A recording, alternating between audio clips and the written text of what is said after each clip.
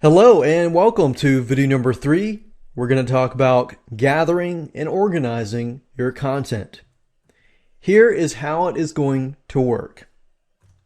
First, you're going to get all your content and put it all in one folder. It doesn't have to be organized. And then you're going to start making other folders. You're going to need to have some sort of system to know which folders are which. So what I recommend is you figure out your delivery plan. So once you figure out your delivery plan, then you can do week 1, week 2, week 3, and so forth. In month 1, month 2, month 3, and so forth. But you never want to do something that is easily guessed, like week 1, week 2. You always want to add some sort of numbers after it or before it. But you still want to keep it where you know exactly what week 1 and 2 and so forth. You don't want to do something like something random, like a bunch of numbers and a bunch of numbers. You want to make it so you understand what it is, but then at the same time, other people can't guess it. Because when we're setting up this type of fixed term membership site, we're not going to be doing any protection whatsoever. Now, I know you're probably thinking, well, can't somebody share it? Can't somebody, this and that? Yes, they probably could, but in reality, you do this so you can take one step forward to get ahead and to protect yourself. But at the same time, if you begin to worry about all these complicated protection scripts and so forth, I guarantee it'll put you back a month or two, or even more than that, and you will not get things done. So this is an extra added layer of protection to protecting yourself. So once you've done that, you can put everything into the folders and it's time to move on. So with that said, now you know what to do. I'm going to show you how to do it, and let's hop over to Windows and start gathering that content and organizing it. The first thing that I recommend that you go ahead and do is to create a folder with the name of your fixed term membership site or the theme, and then add all of your content in this folder. Okay, so I went ahead and copied the content over to this folder, and let's say, for example, that I want to create a fixed term membership site about outsourcing, and each and every month I'll have a different course on outsourcing. Now, let's say, for example, month number 1, I have a video series on Fiverr outsourcing, how to outsource different tasks on Fiverr.com. So in this case, I have about 9 different videos. Now, before I begin to say, okay, this is day 1 or week 1 or day 2, day 3, day 4, you have to think about, okay, if somebody's going to watch this specific video or read this specific piece of content, are they going to feel satisfied for that day? Well, in this case, because video number 1 is just an intro, they're probably not going to feel as satisfied because they're going to want to have some more actionable content. So you could do it in a way like, let's say the first week, they get access to the first 3 videos. And then the second week, they get access to the 4, 5, and 6, and then 7, 8, 9 is the third week. So if I were to do that and think through it, and I say, okay, people are going to be satisfied with these pieces of content and this, and I've gotten to that conclusion where I feel that they're going to be satisfied, and I know they're going to be satisfied, then I can actually begin to make my delivery plan. Now, the reason why I want you to think through this is because if somebody were to receive on the first day something that's not very satisfying, they feel like they didn't get their money's worth, then guess what? They're going to cancel and they're going to ask for a refund. So you want to make sure that you give enough but not give too much. Now, if I were to give, let's say on the first day, all of this, and all of this is way too much, it's very overwhelming, then, and let's say I give for every week or maybe every day I give a brand new course. Now that would be very overwhelming. And what happens there is somebody will actually get the stuff. They're going to be really happy at first, but then they're going to realize that they're just not going to have time. So you're going to get people who have buyer's remorse and they feel like, wait a minute, I really don't have time. I'm going to have to get my money back. I'm not going to be able to do this. I'm not going to be able to make money with this, or I'm not going to be able to learn this and this and that. So that begins to enter the picture. So what I'm trying to get at is don't give too little and don't give too much. So now that you understand that process, let's go ahead and organize all of this content. So let's say, for example, this is just month number 1, and week number 1, they're going to receive these 3 items and so forth and so forth. Now, if you're doing text or any type of newsletters with content, then you might want to actually put it inside of the autoresponder itself. But if you have some sort of videos or reports or PDFs or anything like that, then this is when this video or this part of the video will be applicable and will be helpful to you. So in this case, I have AVI files and Flash files. And let's say because people are learning only, then I'm only going to provide the Flash files. And what this means is when somebody goes to the link that I send them, they're going to be able to watch the video on site. So obviously you need to locate your files, and then you need to zip your files up. Or if you're not going to do zip files, then you want to make sure that they can read it, or they can watch it, or they can download it off of your site.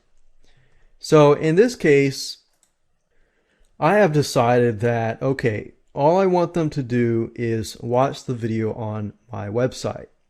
So this is a Flash content, which basically means somebody will come to the site and they'll see the Flash video immediately. Now, what I want to do here is I want to do, say, week 1 and then dash, and then it could be whatever that specific piece of content is about. So I could say week 1, and then let's say for video number 2, I also have week 1. And then video number 3, I got week 1 as well. Video number 4, I have week 2.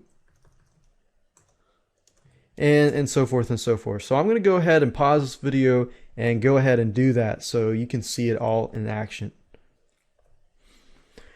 Okay, so I went ahead and did it, and as you can see, I've got week 1, week 1, week 1, 2, 2, 2, and 3, 3, 3. So right now we have created an amount of content for 3 weeks. And of course, I can add to this and create more weeks of content in the future. But in this case, I just want to use this as an example. So as you can see, I have named it week 1. So in this case, I'm going to send all these 3 videos to people in one email. Now, if you want to do it on a daily basis, then you might want to say week 1, day 1. Now, I know this looks a little tedious, but I guarantee you that it's going to help you in the long run. So day 1, because that's an introduction video, let's say we'll just give that on day 1 as well. But the third video, which is article research, and let's say my target audience are newbies, so they really need to understand how to do it correctly, and they need the time. So I'm going to say day 3. And if it's on a weekly basis, you probably want to spread it out among the week. You don't want to do it too far, but you want to do it enough where they can watch the videos and take action. Like take action that day or the next day, and give them enough time so that they take action. And this is one of the strategies too that you can use with, getting them to stay in your membership site. Remember, don't give too little, but don't overwhelm them either. So your goal is to help them take action. If you can help them take action, then you're one step closer to them staying at your membership site. But not only that, they're going to succeed, and that's what you want. So week 2, we're going to do day 1 here. And then since that's social networks, I'm going to do day 3. And then I'm going to pause this video and just go through all of these. All right, so now you see that I've gone through everything, and I've got week 1, day 1, and then day 1, and then week 1, day 3, and then week 2, day 1, and week 2, day 3, week 2, day 5, and as you can see, I've done day 1, 3, and 5. And the reason why I did that was just to leave a day in between so that people will have enough time to take action. If you can get them to take action, then they'll love you.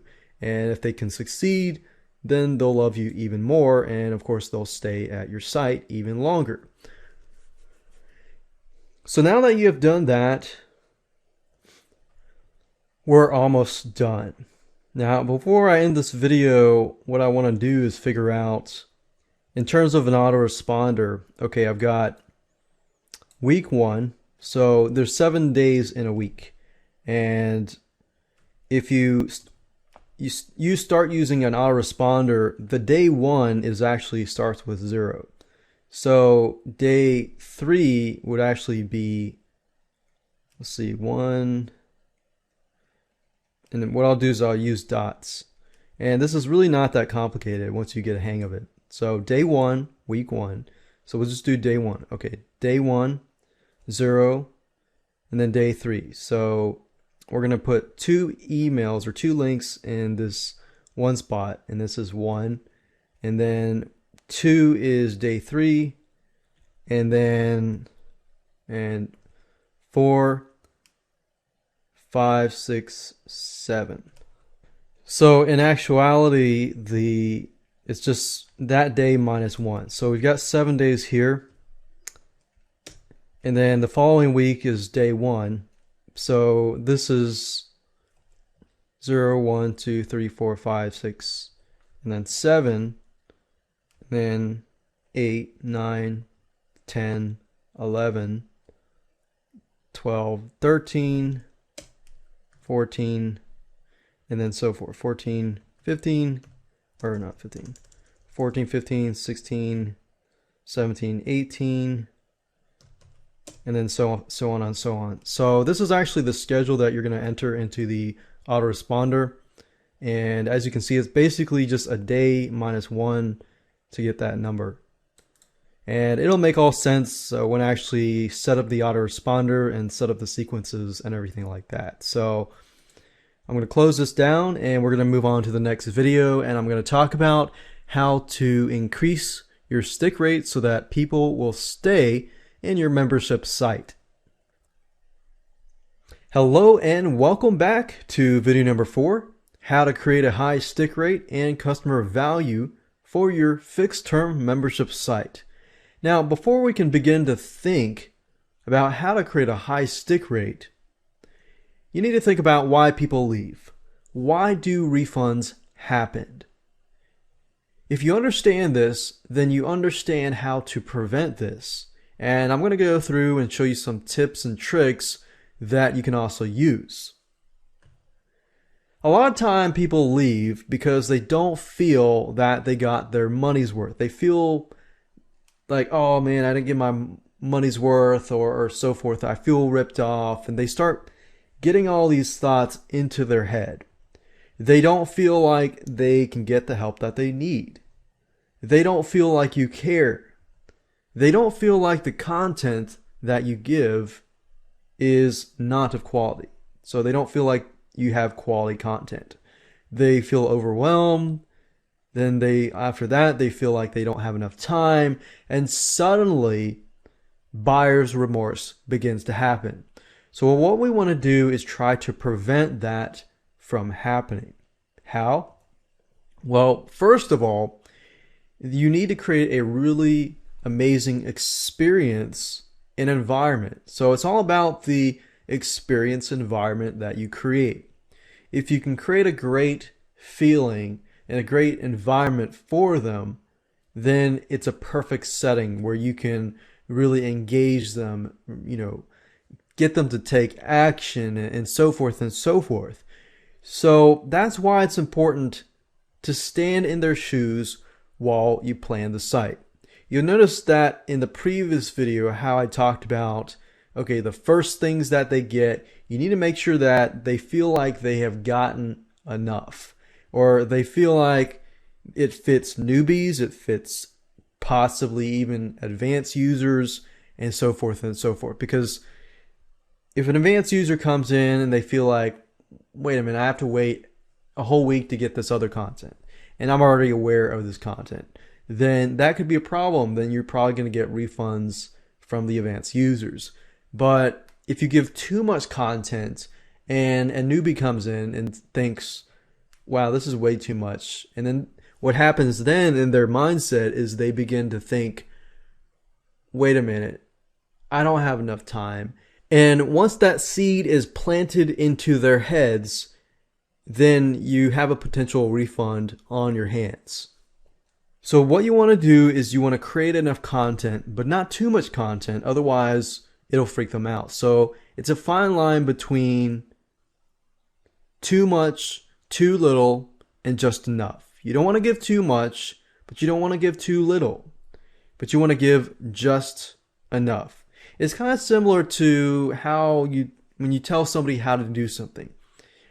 Most people, when they want to learn how to do something, they want it simple and straightforward and to the point. They want to know how to do it and possibly the whys and the whats and so forth. But if you give too much information, then it begins to freak them out, and then all these sorts of feelings start coming in. But if you give them too little information that they can't actually take action, then they're going to be frustrated. So you need to figure out where that fine line is and then go at it. Another thing you need to do is provide the best quality content. I know this is somewhat self-explanatory and you might be thinking, yeah, I know this, but you'd be surprised how much membership sites out there actually provide not the best quality content. So you need to figure out what they expect and what your competitors are doing right now. What are they providing? Compare their product versus your product. And then what your goal is to give them more quality content. Now, your competitors might have a lot of content, but that doesn't necessarily mean that it is quality content. So what I'm saying is figure out what kind of quality content that your competitors are providing, and then give them more. But give them what they can take. Find that fine line and give them the quality content enough where they're going to be happy. Go above and beyond and show them that you care. This is one of the biggest things that I see, the biggest dropout rates for membership sites. When people enter a site and they look at the content and they don't feel like you care enough to create good content, then they're probably going to leave. Now, when I say show them that you care, it doesn't always mean to reach out to them and start, saying, hey, I care about you, blah, blah, blah. And that's not what I mean. What I mean is show them you care through the stuff that you're providing. Another way, and this is a cool tidbit to show them that you care, is in between each delivery message to send them something that is unexpected. So let's say, for example, that you're sending something every single week. So if I do 1 week, 2 weeks, 3 week, and 4 week, what I mean by this is to send a message. Let's say all the messages are sent on a specific day. What you can do is 2 days after those messages go out, you can say, hey, did you get my message? Here's a link if you didn't. Have you taken action? Here's how to break through some distractions, to take some action. Help them get there. If you can help them get there, that'll show them that you care. So again, help them utilize your content and take action. And that's how you show them that you care. So it could be an unannounced tip or advice that they'll want to hear that will help them. And you can check upon them to make sure that they're taking action. And here's the thing, if you help them succeed in any way, help them solve a problem, help them fix a problem, help them stop an addiction, a bad habit, and so forth, and help them take action in any other way, they're going to feel accomplished. And when they feel accomplished, they will feel like you care. Another thing is to engage and follow up with them. So the previous slide is somewhat of engaging, but here are some other ways. You can ask for feedback and use surveys. And engaging with customers, I've seen a lot of membership sites do not engage with their customers. I run a membership site and I love engaging with my customers. And there's a high stick rate because of that. So engage your customers. This is very, very rare. Ask for feedback through different survey, I think softwaremonkey.com, and we've got wufoo.com, wufoo.com, and there's a lot of sites that have surveys. If you can ask for feedback in between those delivery messages, that will actually be great. You could say you provide, let's say, the Fiverr outsourcing video course, and then at the end of the video course, you could say, hey, what did you think of the video course? How could it be improved? What did you find that was struggling for you, and this and that? You can actually take those surveys and create more delivery messages for your future customers. So this is a great way to get feedback and constructive criticism that can improve your site. But engaging when somebody fills out the survey and it's something really good, send them a simple email. Say, hey, thanks for signing up for this survey and filling it out. It's really helped me. Now, I know some of you are thinking, well, this is an automated membership site. Why should I have to engage with people? Well, you don't have to, but this is all about getting that stick rate up high. If you can show one customer that you really care, they might stay for a year, 2 years, or even 3 years. I mean, think about it. That's just 5 minutes of your time, spending that time to help that customer.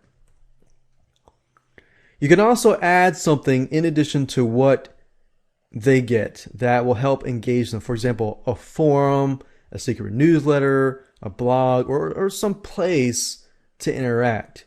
If they can somehow interact with you, and that does not necessarily mean that you give them your phone number, but that just means that they are able to engage with you somehow. Or, like I said here, communicate through email and actually respond to your email. It takes 1 or 2 minutes or 5 minutes of your time. Respond to that email, and you could have a customer for a long, long time. Customer value. Do all of this and many more, and your customers will likely stay with you for a long, long time. But if you skimp on any of these suggestions, then you're likely going to have a higher drop-off rate. Now, I'm not guaranteeing that you do everything in this video and you're going to succeed. There's no guarantee at all. But if you do all of this, most likely, you provide good quality content, engagement, good environment, and so forth, most likely customers will stay.